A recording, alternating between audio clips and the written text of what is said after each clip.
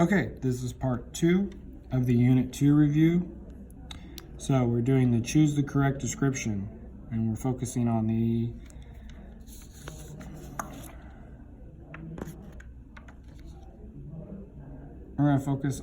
odds. No, the evens this time. So on the evens, we have question 8, which says, which answer choice describes the function below? And we have the function 1 over 11 times x minus 3 plus 8. Okay, so we're trying to find the transformations that's happening here. Now remember, all functions are in this form: a times the absolute value, or in this case our parentheses, x minus h plus k. All right, so because it's in this form, we can look at our graph up here. So what is my a? Well, my a is going to be 1 over 11.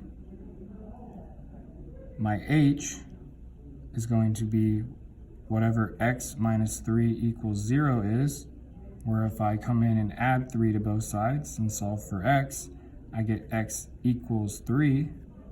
So I know that my h will be just a 3, and my k is going to be a plus 8.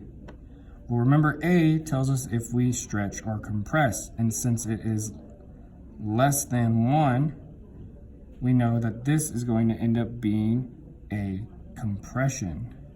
Compressions are less than 1. Okay, our h tells us if we're going left or right. And since we have a positive number, that means we're going to move into the positive side of the coordinate graph, which means we're going to go right. And lastly, our k tells us if we're up or down.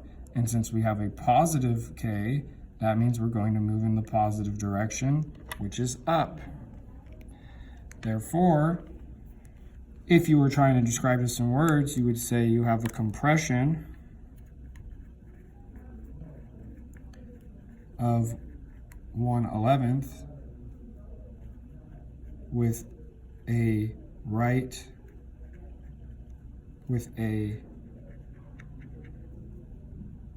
3-unit shift right and 2-unit shift, sorry, not 2, 8-unit shift up. And that would be your answer for this problem. And that's it. Let's look at number 10. Let me erase real quick.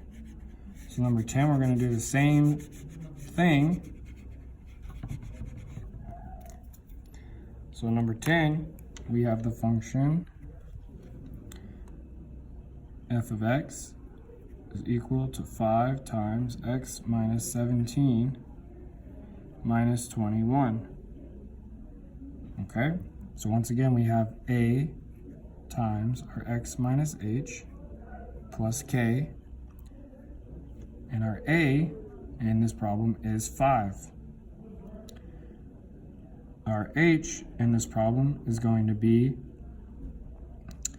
x minus 17 equals 0. So if we add 17 to both sides, we get x equals 17. Therefore, h is 17. And our k is a minus 21.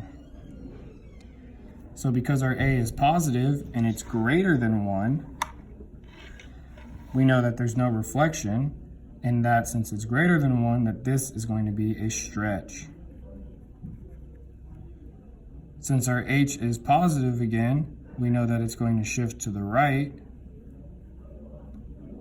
and our k is negative, so it's going to go down. So we can say we had a 5 stretch with a 17-unit right shift and a negative 21 shift down for this particular transformation. And that's all you have to do for that part. That's it for part 2. Tune in for part 3 where we talk about how to graph each equation.